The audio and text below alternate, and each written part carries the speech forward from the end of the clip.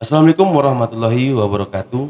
Teman-teman yang berbahagia dimanapun berada, kali ini merupakan episode perdana kita di channel YouTube Tulo Montela. Mohon doa dan dukungannya dengan cara like, share, and subscribe. Semoga program ini bisa maju dan berkembang.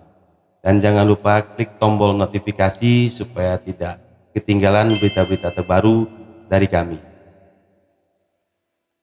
Saat ini sudah hadir bersama kita Dewan Pembina Gerakan Pemuda Ansor Kabupaten Sijung sekaligus Sekretaris PCNU Kabupaten Sijung, Fadlur Rahman Ahas. Assalamualaikum Gus. Waalaikumsalam warahmatullahi wabarakatuh, Ketua. Gimana kabarnya Gus? Alhamdulillah, berkat doa Ketua sehat walafiat sampai ke podcast Tulo Montela ini. Amin. Amin. Kapan pulang dari Palembang Gus? Alhamdulillah hari Minggu sampai ke Bumi Lansek Mani ini. Oh siap, Minggu, sekarang hari Kamis, ya 4 hari lah, 4 hari di sini. Gus, sebenarnya gelar Gus Lur ini pemberian NU kah atau gelar dari Ansornya sendiri? Tidak ada pemberian siapapun sih sebenarnya. Terus? Namun dengan kondisi kita bergerak di Gerakan Pemuda Ansor, ya kawan-kawan baik di dalam Ansor sendiri maupun di luar, ya karena identik dengan Gus, Ansor ini ya memanggil kita Gus. Nah itu saja sebenarnya sih, Ketua. Satu-satunya di Sumatera Barat yang dipanggil Gus itu cuma Fadlur loh. Kalau setahu kita mungkin iya, karena Gus ini kan identik ke sahabat-sahabat kita Ansor yang ada di Jawa. Kalau di Jawa itu kan banyak di Lampung. Namun di Sumatera Barat ya mungkin cuman Fadlur Rahman Asas mungkin yang banyak memviralkan lah bahasanya, bahasa Gus ini untuk Fadlur Rahman karena dekat dengan nama mungkin Fadlur Rahman. Abdurrahman Wahid maksudnya, mantan Presiden Republik Indonesia ini yang panggilannya Gus Dur. Jadi kalau Fadlur Rahman ini bisa juga dipanggil Gus Lur gitu. Itu mungkin Ketua. Filosofi itu mungkin yang kawan-kawan mungkin memberikan semangat perjuangan kemanusiaan yang ada di ranah Minang. Ada ruhnya lah paling tidak. Karena kebanyakan kita menganggap Gus Dur kan emang bukan menganggap sih sebenarnya, memang beliau secara jasad tidak ada, namun secara ruh masih Ketua. Semangat beliau masih ada Ketua. Apalagi dengan kondisi kita lihat makam beliau, setiap hari ramai ribuan orang berziarah ke makam beliau. Kenapa? Karena di Al-Quran ada Ketua, la taqulu fima yuqtalu fi sabilillahi amwat bal ahya. Jangan kau katakan orang-orang mati di jalan Allah itu mati. Bal ahya, mereka hidup secara ruhnya, perjuangannya. Sampai hari ini alhamdulillah kita rasakan apa yang menjadi kontroversi dulunya, bahasa-bahasa beliau sekarang dinikmati. Oh ternyata ini tuh jawabannya gitu Ketua. Sama sekarang terbukti ya. Iya, karena kecintaan sebenarnya Gus Lur ini dan Gus Dur ini ya beda-beda tipis lah. Kecintaan. Betul. Gus, berbicara kita Nahdlatul Ulama. Iya. Di ranah Minang. Iya. Kita tahu sejarah mengatakan bahwa di Sumatera Barat ini adalah Muhammadiyah. Iya. Bagaimana Gus Lur mengkaderisasikan putra Sumatera Barat ini untuk bergabung ke Ansor? Ada kesulitan nggak? Sulit banget kalau seandainya kita berbicara sendiri. Kalau kita dengan kondisi di ranah Minang, mohon maaf kalau secara literasi kita, memang pembicaraan kita sebelumnya tentang Muhammadiyah yang ada di Sumatera Barat ini gitu, itu mungkin karena faktor gerakan masa lalu. Mungkin masa lalu ya yang paling terdekat dengan kita nih Orde Baru gitu ya. Sebelum reformasi gitu. Yang Muhammadiyah lebih gencar bergerak di ranah Minang. Kemudian tokoh-tokoh Muhammadiyah banyak di ranah Minang juga. Namun kita sebaliknya, ada juga tokoh-tokoh Sumatera Barat atau tokoh-tokoh orang Minang yang dari PBNU atau dari NU gitu.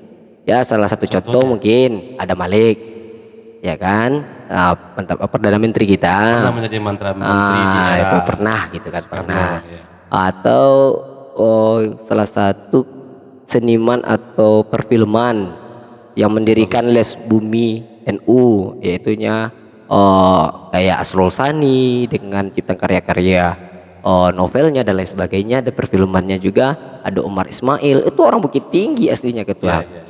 Jadi jangan sampai kita berbicara NU itu ada di Sumatera Barat.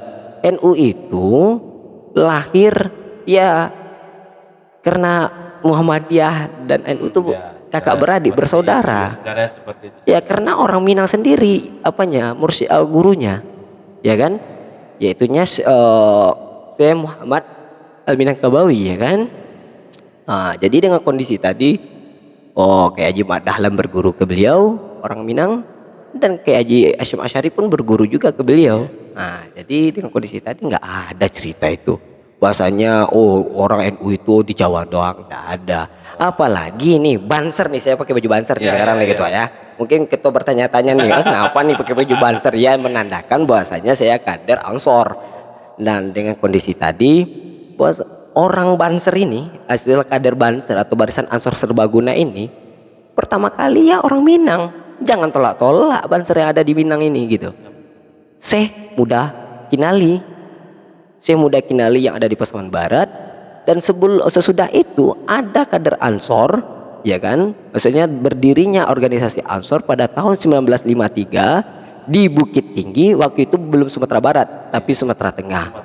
Itu tertranskrip pemberitaannya di media Haluan, koran Haluan waktu itu, tahun 1953. Artinya masyarakat Minangkabau menerima ketua terhadap organisasi Ansor dan Banser, karena pendirinya banyak orang Minang juga gitu. Kalau untuk NU sendiri 19 kabupaten kota ada perwakilannya itu? Kalau untuk NU sendiri alhamdulillah terbentuk pimpinan cabang atau pengurus cabang Nahdlatul Ulama di 19 kabupaten kota. Untuk Ansor sendiri, gerakan pemuda Ansor masih dalam kondisi belum semuanya. Kenapa? Ya karena ada aturan organisasi yang harus dan diwajibkan bagi pengurus itu. Contoh kaderisasi ini butuh kalau di Ansor. Jangan sampai cuman hanya alamat untuk pemenuhan SK saja tapi geraknya tak ada. Itu mas juga kan ketua. Makanya kita dengan kondisi ketua tadi pertanyakan, kenapa saya bisa bisa mengkaderkan, bukan karena saya tetapi banyak sahabat-sahabat yang mendukung untuk selalu aktif dalam pengkaderan, khususnya di Kabupaten Sunjung. Bukan Kabupaten Sunjung saja sih sebenarnya, saya bergerak sampai ke Payakumbuh 50 kota, sampai ke Damasraya juga, sampai ke Pasaman Barat juga. Jadi saya ikut terus prosedur kaderisasi yang ada di Sumatera Barat ini. Gitu gitu. Walaupun dari banyak kabupaten kota itu, kalau saya melihat, apakah karena saya berteman di Facebook, saya melihat kalau di Junjung Ansor itu begitu aktif. Kalau daerah lain gimana itu, Gus Dur? Alhamdulillah kalau ketua memantau kita terus kan dengan media Facebook. Gerakan Ansor memang aktif, kita yang banyak kita memediasi. Karena apa? Ini adalah salah satu media juang kita. Media juang dalam artian nih kita mengimbangi adanya bahasa-bahasa atau media-media framing yang akan membuat sebuah distorsi dari pemberitaan-pemberitaan atau sejarah-sejarah yang ada gitu, baik yang sekarang dilakukan maupun sebelumnya. Jangan sampai ada distorsi tentang sejarah itu. Nah makanya Facebook sekarang zaman hari ini atau media-media sosial kayak Instagram dan lain sebagainya harus kita lakukan. Itulah pemuda. Kalau nggak pemuda ya ngapain main gadget hari ini kan, hanya sekedar untuk memenuhi kota saja. Makanya kita syiarkan kaderisasi setiap tingkatan itu harus ada, wajib. Artinya media sosial adalah tempat untuk mempublikasikan. Mempublikasikan, makanya hadir terus. Nah, saya kalau nggak ada hal-hal yang misalnya pribadi masukkan ke Facebook itu enggak kita tuh. Itu bukan Gus Nur namanya tuh. Kalau itu urusan kita aja lah ya. Iya, itu pribadi itu biar Urusan ya pribadi kita. expose juga ke ini ya kan. Iya, ke masa orang banyak. iya pecah piring satu di rumah langsung ini kan post di Facebook ya, itu nggak urusan kita itu. Gus, Mm-mm. mungkin masyarakat di luar sana banyak bertanya terkait dengan statementnya Bapak Menteri, Gus Menteri. Ya, Nah, betul ini betul yang betul. lagi viral ini kan. Betul. Aduh, ini Bagaimana menurut Gus Nur itu? kalau menurut Gus Nur, kalau Gus Nur jelar, Gus Nur. jangan Gus Nur. Gus Nur ini orang ya tadi lah orang yang ya mungkin tahu kita nggak jelas tuh. Menurut pemberitaan yang ada sebelum terkaitnya viral framing tadi kan, bikin heboh itu ada video fullnya sebenarnya, tapi masyarakat kita sudah termakan oleh framing tadi, jadinya menjadi apalah nama di tengah masyarakat ya, menjadi heboh atau gimana lah maksudnya secara negatif ya. Nah, tujuan maksud dari Gus Menteri itu bukan itu sebenarnya, tidak ada membandingkan bahasanya azan dengan kaki empat tadi itu, gonggongan ya. Iya, gonggongan tadi itu nggak ada sama sekali, dan tidak ada melarang azan, tidak ada juga, dan bahkan tidak ada bahasa azan di sana. Tapi masyarakat banyak menyesalkan seperti ini, Gus. Kenapa perumpamaannya bukan dengan suara organ, suara motor? Kenapa yang dipilih untuk umpamaannya itu adalah justru binatang itu? Iya. Kita ambil nih video fullnya ya gitu ya, bukan dengan framing yang cuman mengkat dari sekian detik itu. Lihat video fullnya, ada fase-fasenya. Kalau kita membahasakan ilmu lingual atau balaghah, itu jelas tidak ada perbandingan dan tidak ada perumpamaan antara yang disebutkan oleh oknum tadi. Sebab beliau menegaskan untuk membuat pengaturan pengeras suara yang ada di musola dan di masjid. Kenapa? Kalau diumpamakan di sana, ketika masjid atau surau berdekatan, itu akan menimbulkan suara yang ya menganggap kita bising. Salah satu contoh, misalnya musola di A, ada musola di B, sebelum sholat masuk, ya kan? Sholat masuk, kan biasanya kehidupan kita kan ngidupin ada ceramah-ceramah agama atau ada ya yang mungkin kasidah, ada yang ini kan kita nggak jelas nih. Kalau seandainya berdekatan tadi dengan suara volume besar-besar ya kan, akhirnya menimbulkan suara yang menimbulkan negatif lah. Makanya Gus Menteri mengatur, bukan melarang ya. Bukan pula apa namanya bahasanya ya, membandingkan tadi dengan yang tadi, nggak ada. Bukan melarang, bukan membandingkan, tapi mengatur volume suara, bukan azan ya, tetapi volume suara yang masuk penguras suaranya toa mungkin mereknya atau merek yang lain kan enggak toa semua gitu. Ada yang mungkin ya toa gitu kan. Itu gitu lah. Itu bikin heboh sekali gitu ya. Bikin heboh yang sebenarnya itu kalau beliau masyarakat kita cerdas dalam menanggapi sebuah pemberitaan atau informasi, nggak akan termakan hoax gitu. Itu sama sekali dengan hoax itu gitu. Tapi kalau pengamatan Gus Nur, ada goreng-gorengan nggak sih? Iya jelas, ada goreng tahu, ada goreng tempe di sana, macam-macam bentuknya. Karena kalau nggak salah saya itu Gus Menteri bikin statement itu sore ya? Iya, menjelang asar. Menjelang asar. Ya? Menjelang asar di UIN Pasca Sarjana Suska di Jalan Pelajar kalau itu Provinsi Riau. Kebetulan saya lihat di Facebook lagi nih. Wah, di Pekanbaru juga ikut juga kan. alhamdulillah kita bisa mengawal atau mendampingi beliau secara pribadi ya. Namun dengan kondisi tadi kita nggak tahu nih gorengan tadi kan, kita nggak tahu di mana. Oh, gorengan tadi tuh lahir, ada tahu ada tempe, ini nggak tahu kita. Yang penting video callnya Gusman tidak secara lingualnya tidak ada membandingkan, apalagi memperumpamakan, apalagi ya melarang azan gitu, nggak ada itu. Mengatur volume suara. Intinya lihat fase-fasenya gitu. Fase terakhir yang diapan itu misalkan nih kata Gusman kan, saya muslim, orang Islam, tinggal di mayoritas yang bukan non muslim, atau ya yang bukan non muslim, yang non muslim gitu mas ya, yang non muslim. Nah kebanyakan non muslim memelihara apa ya, kayak berkaki 4 tadi. Berkaki 4, kalau seandainya banyak yang memelihara tetapi tidak terpelihara, bebas liar begitu saja, pemeliharaannya tidak diatur pula, mengakibatkan apa?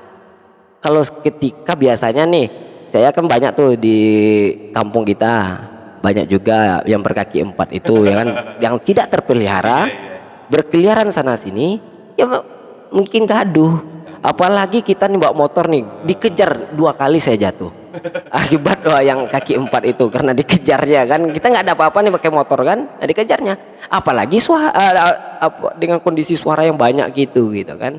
Itu yang mengakibatkan fatal kalau seandainya tidak ada pemeliharaan. Ya sama halnya juga kita dengan berkendaraan. Ketika di dalam sebuah berkehidupan tadi tidak ada yang mengatur, ya semuanya akan menjadi berantakan.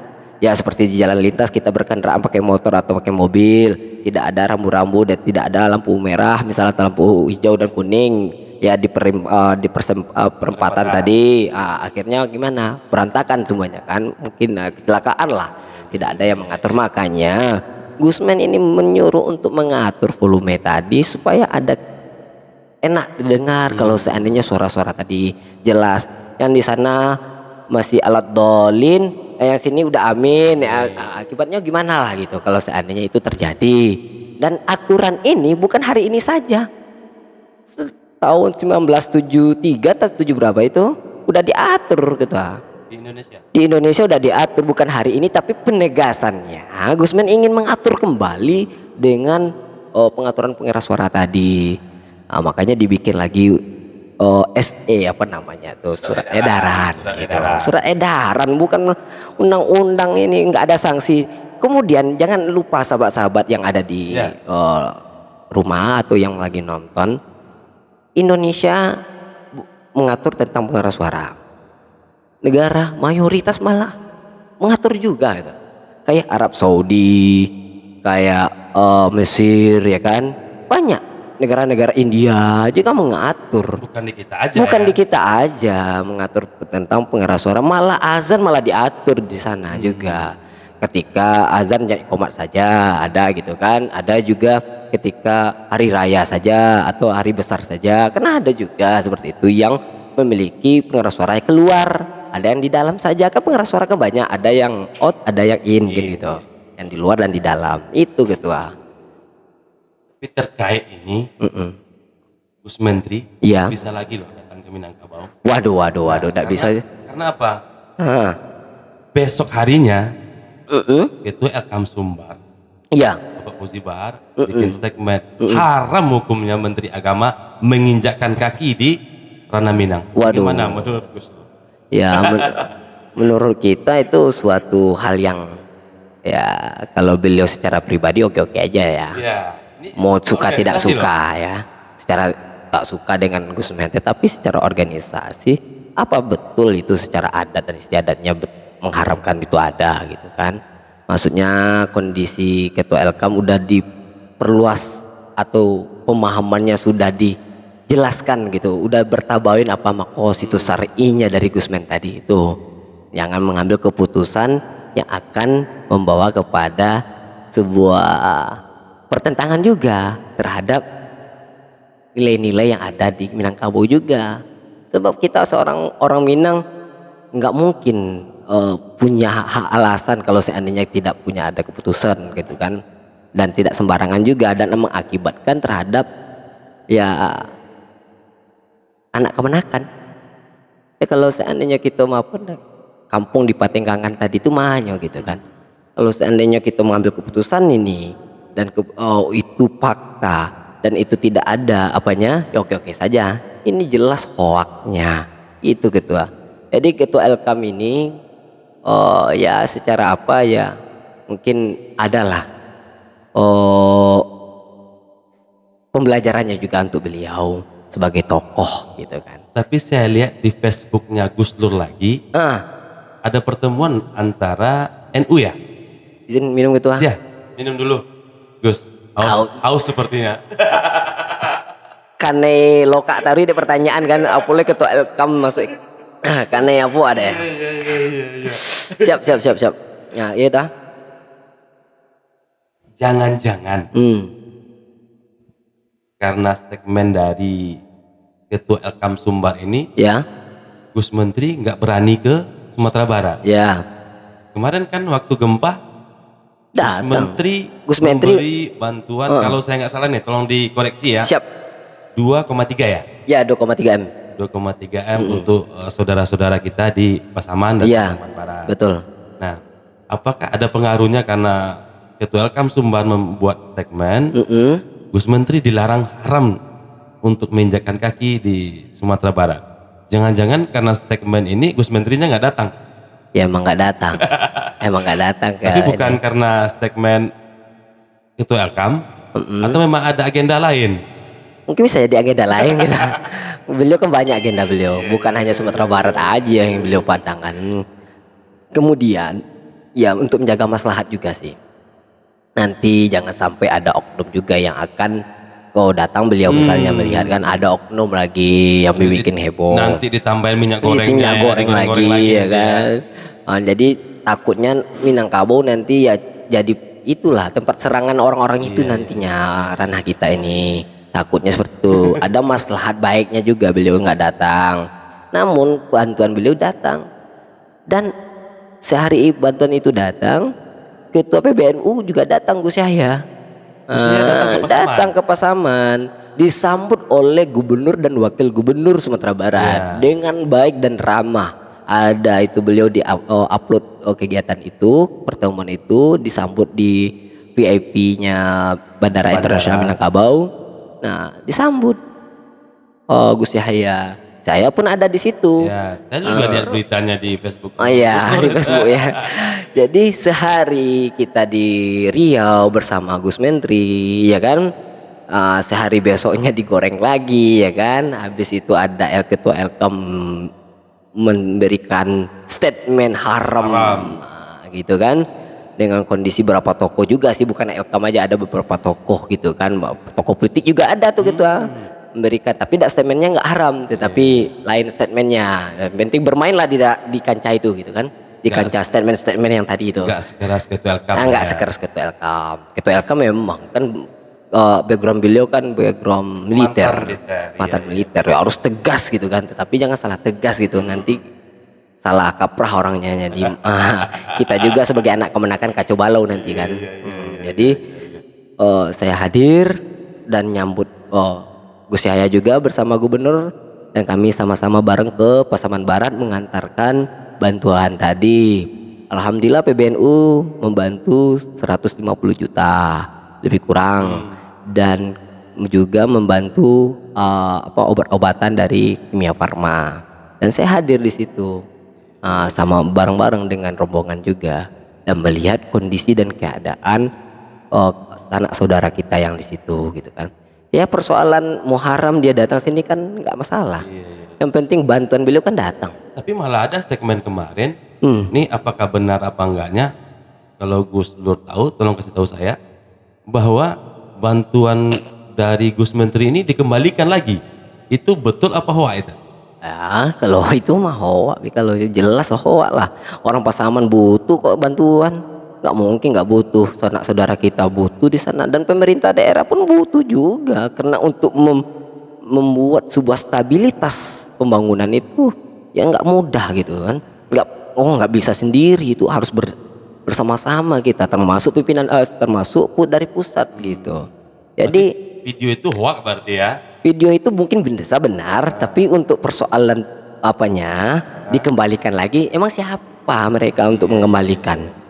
Mungkin yang menerima bukan Bukan mereka, bukan pihak yang menyebutkan menolak tadi. Kalau seandainya ada video seperti itu, saya juga nggak pernah dengar gitu kan. Nah itu yang ada pihaknya, oh ini itu kan gorengan gitu supaya hangat-hangat aja nih, supaya hangat nih. Kalau musim penghujan kan, jadi memang enak makan gorengan kalau musim penghujan ini.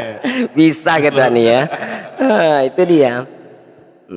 Jadi kalau ada yang bikin video lagi, ya kita enjoy aja, nggak masalah itu. Yang penting ada maslahat dan pembangunan Sumatera Barat ini cepat dan stabilitas pasca gempa ini berlangsung kembali normal ndaknya gitu. Nah, Gus, sebenarnya kalau menurut Gus ini, ya, toleransi antar umat beragama itu seperti apa sih? Sekarang kan lagi heboh-hebohnya, dikit-dikit penistaan agama, iya, betul. dikit-dikit penistaan agama. Kalau penistaan agama berarti kan toleransi antar kita beragama kan sudah terusik ini. Waduh, kacau nih kalau sudah terusik. Gus, nih, gitu. lihatnya seperti apa sekarang toleransi umat beragama di Indonesia ini, Gus? Ya, sebenarnya kalau seumur kita ya, mungkin seumur kita berdua nih kayak gitu udah belajar sih terhadap toleransi umat beragama. Karena dasar dari negara kita ini beragam macamnya. Ada agama ini, ada agama itu, ada suku ini, ada suku itu. Bukan toleransi beragama aja. Itulah Indonesia. Inilah Indonesia, berdiri dari keberagaman dan bersatu Bhinneka Tunggal Ika. Jelas. Jadi dari mulai pelajaran PMP, PPKN dan lain sebagainya, kewarganegaraan, kita udah belajar itu kan tentang toleransi berumat beragama. Ketika kita bertoleransi tadi, seperti halnya gini, misalnya saya Muslim, ketua misalnya agama ini misalnya kan, ya kita oke aja selagi ibadah kita nggak saling sikut menyikut yang gitu penting kan. Akidah kita jangan diganggu ya, itu poinnya ya. Itu akidahnya ini loh. Di dalam surat Asy-Syura ayat 13 yang berbunyi seperti ini dalam berbahasa Indonesianya. Dia telah mensyariatkan bagi kamu tentang agama apa yang telah diwasiatkan kepada Nuh dan apa yang telah diwahyukan kepada Muhammad dan apa yang telah diwahyukan kepada Ibrahim, Musa dan Isa, yaitu tegakkanlah agama dan jangan kamu berpecah belah dalam urusan agama. Nah, persoalan akidah kita itu di dalam hati. Persoalan ibadah kita itu udah diatur. Negara tidak pernah membebankan kita beribadah harus ini, nggak ada membebankan. Nah, kita lah yang paling nyaman nih dalam beribadah.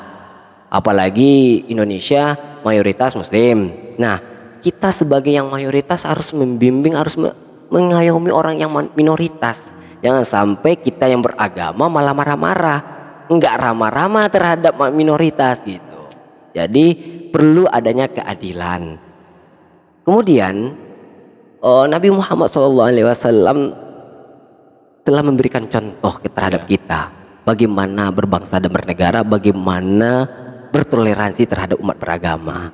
Salah satu contohnya beliau mendapatkan Piagam Madinah. Ada 8 poin yang prinsip-prinsip atau norma-norma yang beliau terapkan menjadi suri tauladan bagi kita untuk saat ini. Mungkin saya catat ada beberapa itu untuk kita semua. Karena Nabi Muhammad SAW diutus ke muka bumi ini ya kan, untuk menyempurnakan, ya, untuk menjadi panutan, untuk suri tauladan. Di antaranya ya nilai-nilai yang diusung dalam Al-Quran, yaitunya wa ma arsalna ila rahmatan lil alamin, yang artinya adalah kami tidak mengutusmu Muhammad ya kan, melainkan untuk memberikan rahmat bagi sekalian alam. Kalau rahmat bagi sekian alam itu bukan hanya terhadap kaum muslimin saja, Seluruhnya berarti ya. seluruhnya. Nah, itulah prinsip dari beliau dalam memimpin dan menjadi suri tauladan bagi kita. Kalau dalam Piagam Madinah ada 8. Satu pertama yaitunya monoteisme atau ketuhanan yang Maha Esa. Kedua, persatuan dan kesatuan. Penegasan bahwa seluruh warga Madinah adalah satu umat. Satu umat. Sorry. Satu umat, perlindungannya adalah satu seluruh warga menanggung pembiayaan. Ya, negara yang membiayai atau negara yang memberikan kenyamanan, keamanan terhadap masyarakatnya. Dan persamaan keadilan, seluruh warga negara semua bersatu sama di hadapan hukum. Tidak ada membandingkan mentang-mentang mayoritas kita, mentang-mentang ini kita, nggak ada seperti itu. Sama di mata hukum. Kebebasan beragama, tidak ada paksaan-paksaan dan lain sebagainya. Semua pemeluk agama bebas menjalankan agamanya sebagaimana muslim menjalankan agamanya sendiri. Sebagai kita muslim ya bagaimana kita menjalankan agama kita. Pembelaan negara merupakan kewajiban bersama. Karena muassis Nahdlatul Ulama menyampaikan waktu tahun 19 kejadian perang di apa kan, hubul watan minal iman. Kecintaan itu sebagian daripada iman gitu kan. Waktu peperangan ada Inggris di Surabaya waktu itu kan, tentara Inggris datang dan beliau memberikan resolusi jihad di situ kan. Nah, ini salah satunya hubul watan minal iman. Supremasi aturan dan ajaran ilahi, politik damai dan proteksi internal harus kita protek hari ini. Jangan sampai secara eksternal masuk ke dalam menyerang kita, harus kita protek hari ini. Jangan sampai pemikiran-pemikiran yang bertentangan dengan kebinekaan tunggal ika kita ini yang akan menjadi kita berpecah belah dan menjadi kita negara yang bukan negara kuat lagi. Itu Ini yang harus kita jaga bersama ya. Ya, itu pemahaman toleransi umat beragama. Walaupun berbeda tetap kawan. Kawan itu yang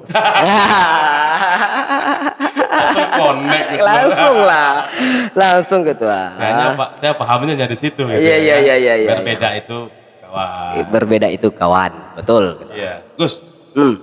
Saya tuh melihat Gus tuh berbeda loh, terutama secara pakaian. Oh ya, apa? Kemana-mana pakai kopiah, pakai sarung. Betul. Apakah itu yang disebut dengan Islam Nusantara, Gus? Islam Nusantara betul juga bisa disebut di dalam konteks Islam Nusantara. Sebenarnya definisinya seperti apa? Sebenarnya yang kita miliki Islam yang ada di Nusantara itu sebenarnya narasinya bukan Islam Nusantara ya. Islam yang ada di Nusantara. Kita selaku yang beragama Islam yang ada di Indonesia, khususnya di Nusantara, itu beradatkan atau berbudayakan ya pakaiannya seperti tadi. Ada batik ya kan, ada berkopiah, pakai sarungan. Ya sarung karena kaum santri kebanyakan umumnya pakai sarungan. Saya aja 24 jam pakai sarung kalau di santri dulu atau di Jawa. Ya, pakai kopiah, pakai ini. Kalau nggak ada ini kena tegur gitu kan. Kalau nggak ada sarung, kalau dalam kondisi apa sebenarnya nggak kena tegur sih. Dalam kok kita 5 kali sholat kan berjamaah. Nah kan harus pakai pada repot-repot kita tukar celana dan lain sebagainya, tetap aja lah sampai tidur pakai sarung kita. Itu dia sebenarnya. Terus dulu mondoknya di mana? Mondok nyantrinya di mana? Nyantri di Jawa Timur pertama, banyak sih di Pondok Gontor juga, di Darul Mutakin juga, habis itu Pondok Darussalam di Setio Damas Raya juga, banyak sih pondok. Ya kayak ginilah yang pondok yang seperti kita kan. Habis masa di pondok pesantren. Berarti Islam Nusantara itu adat kebiasaan kita ya. Cara kita di dalam beragama tadi, pandang kita dalam beradat istiadat tadi, ya dalam kondisi pondok pesantren itu kan ada di Indonesia. Yang lain kan nggak ada. Santri itu kan ada di Indonesia, yang lain juga nggak ada kan. Santri itu bahasa mana? Bahasa Sanskerta. Jadi jangan kita ambil bahasa Islam Nusantara ini, Islam ini kita Islam murni. Bukan itu maksudnya. Islam yang ada di Nusantara ada cara-cara pandang untuk ya tadi itu kan beramalia dengan kondisi ada namanya barzanji, ada yasinan, ada sholawatan dan lain sebagainya. Itu khas dari Islam yang ada di Nusantara itu seperti itu.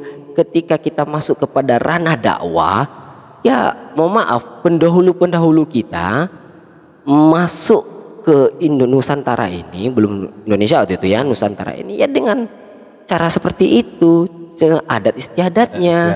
Misalnya dengan wayang, cara dakwahnya masuknya, ya kan? Kalau kita berbicara itu masuk dari pintu mereka, keluar dari pintu kita. Itu maksudnya. Yang penting yang tidak boleh itu adalah akidahnya. Iya, itu masalah ketauhidan ya. Itu di dalam ini taruhnya. Tapi kalau adat itu tidak bertentangan dengan agama ya sip-sip saja, oke-oke saja. Begitu kesimpulannya Gus ya. Iya betul. Itu ketua. Jadi Islam yang ada di Nusantara ya seperti yang di Minangkabau ini sebenarnya. Kenapa? Adat Basandi Sarak, Sarak Basandi Kitabullah, itu yang Islam Nusantara itu sebenarnya. Yang ada di Minangkabau yang berpondasi adat Basandi Sarak, Sarak Basandi Kitabullah.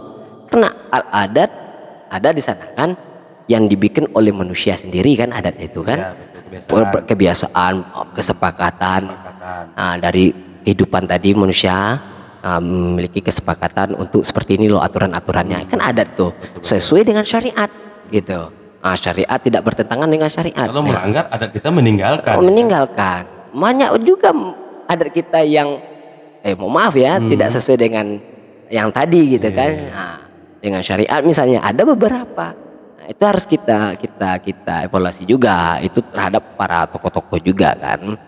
Supaya lebih ada kajian yang lebih komprehensif gitu, yang lebih mantap terhadap Islam yang ada di Nusantara. Jangan sampai kita multi tafsir dan kita menafsirkan sendiri-sendiri, tidak berdoman kepada referensi yang sebenarnya gitu. Takutnya seperti itu gitu. Saya mau ganti topik deh Gus. Apa nih topiknya gitu? Sebentar lagi kan tahun politik nih. Waduh. 2024. Iya. Kalau seandainya ada yang nawarin nih Gus, nyalek nggak? Atau ikut pileg dan pilkada, Gus milih yang mana sebagai ansornya?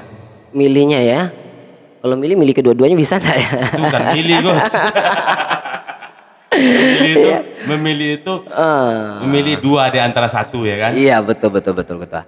Jadi kalau itu pertanyaan dari ketua untuk memberikan sebuah pandangan terhadap masyarakat, itu kan ke pribadi saya kan jatuhnya kan, mau ikut pileg apa tidak kan? Kalau Pak Lurnya sendiri gimana 2024 nih? 2024 nih ya.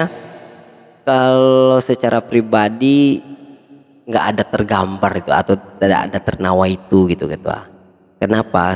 Kini saya fokus kepada ya karena kita diamanahkan di NU gitu kan, dan pengkaderan Ansor masih banyak tugas-tugas yang harus kita selesaikan, nggak terpikir gitu kan. Kenapa?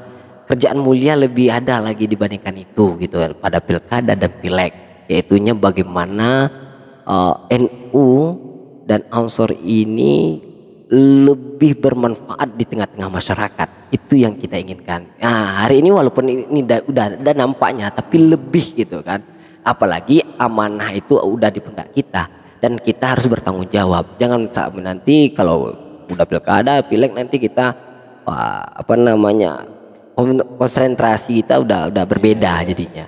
Orientasi pun juga berbeda akhirnya. Artinya untuk 2024 pileg kita serahkan kepada ahlinya. Bisa juga kepada ahlinya. Tapi kalau mohon maaf itu, kalau adat di NU ya. Kalau tapi banyak loh kader NU yang jadi bla bla bla bla. Iya bla bla bla bla bla bla seperti itu. Nah, tapi kalau adat sendiri, kalau adat yang senior atau jalanin ini nih. Iya. Gua ini prinsipnya seperti ini. Iya.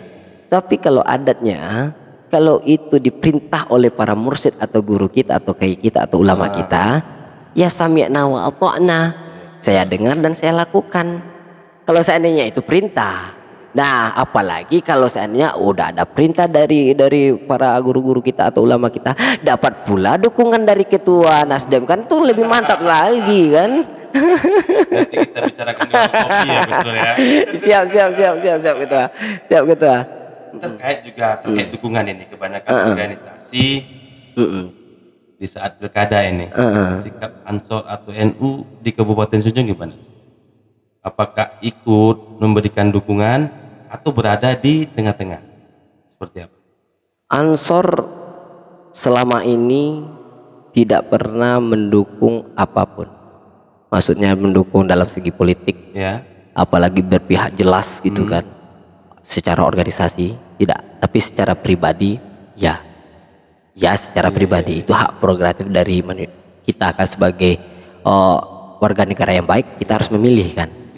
Kita bisa Hak dipilih pilih dan kita memilih. ada. Itu Iya, hak warga ya, negara. warga negara itu pasti Tapi itu. bukan secara organisasi ya. Iya, makanya dengan kondisi kita ansor organisasi, bedakan mana yang politik, mana yang tidak, ya kan? Jangan sampai kita banyakkan, oh berorganisasi gunanya untuk berpolitik, kebanyakan seperti itu kan? Oh ada politik, udah ada partai politik kan? Masa organisasi digunakan untuk itu? Jadi kebanyakan kita memahami tentang politik, ya, wah masuk ini masuk itu, wah langsung politik, kayak gitu mindsetnya akhirnya. Makanya kita di Ansor memberikan suri tauladan supaya kader-kader kita tidak terjebak di dalam situasi-situasi yang ya menggunakan nama organisasi, marwah organisasi. Ya contoh aja lah yang terdekat kemarin pilkada kemarin. Ya. Gimana pengetahuan dari ketua Ansor Banser ini kan nggak ada, ya kan? Nggak ada berpihak melambangkan nama Ansor, melambangkan nama Banser untuk berpihak ke A, B, C, tidak ada. Itu dia. Tapi kalau ada hajat orang NU atau hajat kader, ya harus kita sukseskan hajat beliau gitu. Itu ketua. Oke Gus, terima kasih banyak. Kita di penghujung acara. Waduh. Statement terakhirnya dong buat masyarakat. Oke. Closing statement ya. Closing statement lah. Oke, sahabat, ini memang betul-betul dahsyat nih pertanyaan-pertanyaan yang bertubi-tubi oleh ketua kita ini. Sebenarnya ini pemirsa yang mendengar baik di rumah maupun di dimanapun berada, ini Tulo Montela podcast ini perdana loh kita yang menghadiri pertama menjadi narasumber dengan topik yang sangat sepanas-panasnya. Jadi sahabat-sahabat yang ada di rumah, para pemirsa atau dimanapun berada, jangan lupa like and subscribe and comment supaya bisa kita upgrade informasi-informasi di Tulo Montela. Ya sebenarnya nih beliau inilah yang kita terima kasihkan sebenarnya kepada salah satu tokoh muda Kabupaten Sujujung yang berinisiasi membuat sebuah bentuk media publik yang semuanya bisa gitu, yang bisa diakses gitu. Nih podcast namanya. Betul kata orang, pemimpin muda itu memang berinovasi dan berkreasi. Hanya dua partai politik yang memiliki pimpinan yang muda-muda ini ya. Pertama bupati kita pasti ya kan, ketua partai politik dari Golkar. Nah beliau ini salah satunya ketua partai dari DPD Nasdem kan. Nah inilah kun ibna zamanika kata Ansor nih ketua. Jadilah kamu di masamu itu maksudnya ya zaman hari ini menuntun untuk pemimpin yang muda-muda. Kenapa? Ya karena tadi akses selalu cepat, kreasi harus ada, inovasi apalagi ya kan. Nah jangan sampai monoton, apalagi nggak jalan-jalan atau jalan di tempat kan. Nah jangan sampai seperti itu kan. Tidur lagi ya jangan-jangan tidur. Makanya Ansor nggak boleh. Kalau seandainya Ansor yang vakum itu langsung dibukukan ketua. Nah, jadi Ansor itu gerakan, ya kan, gerakan pemuda Ansor nggak boleh diam, harus bergerak terus. Harus kreativitas, ada inovasi dan lain sebagainya. Begitu juga terhadap pemimpin-pemimpin yang muda. Ya seperti ya Tulo Montela lah salah satunya inovasi saat. Iya sahabat-sahabat, mungkin sepengetahuan saya ini podcast pertama yang ada di Kabupaten Sujung. Mungkin sepengetahuan saya tidak ada lagi bahasa mungkin kayak youtuber mungkin banyak, tapi yang podcastnya gitu ya, yang podcastnya nih satu-satunya kayaknya di Kabupaten Sujung. Mudah-mudahan berkat adanya Tulo Montela podcast Tulo ini bisa memberikan referensi terhadap masyarakat Kabupaten Sujung khususnya baik di dalam informasi dan pembangunan secara literasi. Kenapa literasi itu penting itu? Betul. Literasi itu penting. Nah kesalahpahaman literasi akan mengakibatkan kepada kejerumusan yang kayak tadi pemahaman. Jangan sampai kita nggak melihat sesuatu tapi sudah menjustifikasi sesuatu. Kita tidak mendengar, malah kita bisa memberi sebuah penilaian. Kan salah itu jadinya. Jadi dengan kondisi ini, media ini bisa memberikan transformasi terhadap masyarakat Kabupaten Sujung khususnya. Amin Gus. Amin. Sedikit kami jawab. Iya. Ya, memang kita awalnya Aha. punya cita-cita lah. Aha. Kita bikin podcast. Ya. Paling tidaknya nanti podcast ini Aha. menjadi referensi baru kita di Kabupaten Sijunjung. Iya, iya, Contoh iya. saja hari ini ya. Iya, Kan? betul. Ya. Mungkin masyarakat paham setelah mendengar statement dari Dewan Pembina Ansor. Mudah-mudahan masyarakat kita paham dan Ya, amin. mengerti. Mudah Nah, mengerti. kita berharap ini menjadi referensi terutama kita di Kabupaten Ya. Sijunjung. Kita Bertabayunlah berharap- dulu, Nah. jangan menjustifikasi Siap, dulu, siap, jangan siap, menerima telan-telan dulu, ya kan? Ini biasa orang Minang biasanya Iya, dikunyah-kunyah dulu, baru ditalan, ya kan? siap, Jangan siap. sampai menalan dulu, kewe rasul tak lama dong. Oke, terima kasih Oke. banyak Gus Nur. Sama-sama Sukses gitu, selalu untuk Masar. Siap. Assalamualaikum warahmatullahi wabarakatuh.